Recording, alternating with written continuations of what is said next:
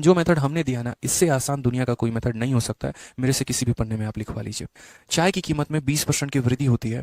किसी परिवार को अपने उपभोग में कितने परसेंट की कमी करनी चाहिए कि अतिरिक्त खर्चा 2% से अधिक ना बढ़े।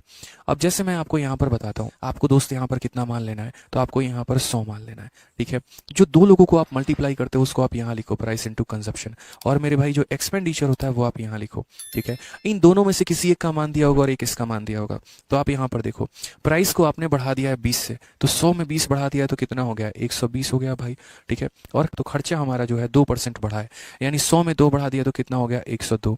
अब यहाँ पर सिंपल सी बात है, 120 में कितना कम करें कि ये हमारा 102 बन जाए, तो बोलेंगे 18 की कमी करनी चाहिए। और कितने के ऊपर, तो 120 के ऊपर, तो 18 बटे 120 इंटू कितना हो जाएगा, तो 100% होगा मेरे भाई। ये सिंपल सा आंसर होता है। तो best way to solve this question, तो आंसर कितना आ जाएगा, 15%। 15% इज द करेक्ट आंसर, बिल्कुल। परसेंटेज का चावल के खर्चे वाला एक और बेहतरीन सवाल सीआईएसएफ हेड कांस्टेबल 2023 के पेपर का। चावल की कीमत 5% यानी कि 1/20 कम हो गई। जो पैसा पहले 47.5 किलो चावल खरीदने के लिए पर्याप्त था, अब उतने ही पैसे में कितने कम या ज्यादा किलो चावल खरीदा जा सकता है। आप जानते हैं खर्चा बराबर कीमत वहां पर खर्चा सेम रखना है। प्राइस भी 5% कम हो गया यानी कि 20 से 19। दो संख्याओं का प्रोडक्ट सेम है तो एक संख्या जिस रेशियो में होगी दूसरी उसकी रिवर्स रेशियो में होगी, यानी कि खपत 19 से 20 होगी, बढ़ गई। पहले कितना चावल खरीद पाते थे, 47.5 किलो, तो 19 की वैल्यू है 47.5 kg। अब बताओ मेरे दोस्तों कितने गुना है, तो 19 दूनी 38 और 9, 19 पंजे 95, 2.5 गुना। अब कितना चावल एक्स्ट्रा मिलेगा, 1 यूनिट, तो एक की वैल्यू मेरे दोस्तों आपका 2.5 kg है। तो अब प्राइस 5% कम होने से आपको 2.5 किलो चावल एक्स्ट्रा मिलेगा। बैच में सवाल बहुत पहले से ही मैं करवा रहा हूं, सेम क्वेश्चन करके बताइएगा कमेंट।